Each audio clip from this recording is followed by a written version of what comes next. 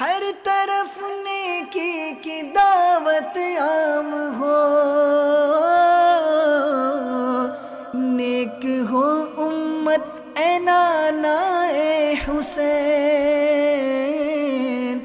سنتوں کی ہر طرف آئے بہار،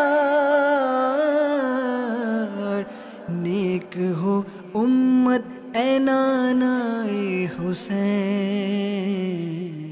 سرکار مدینہ صلی اللہ علیہ وسلم فرمائے جبریل بس کرو، اتنا ہی ذکر کافی ہے، کہیں ایسا نہ ہو کہ میرا دل پھٹ جائے اور میں وفات پا جاؤں۔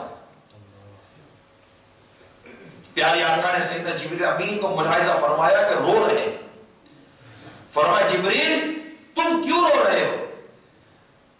بارگاہ الہی میں تو آپ کو ایک خاص مقام حاصل ہے۔ عرض کی آقا میں کیوں نہ ہوں، کہیں ایسا نہ ہو کہ علم الہی میں موجودہ حال کے بجائے میرا کوئی اور حال ہو، کہیں ابلیس کی طرح مجھے بھی امتحان میں نہ ڈال دیا جائے، کہ ہاروت و ماروت کی طرح مجھے بھی آزمائش میں مبتلا نہ کر دیا جائے۔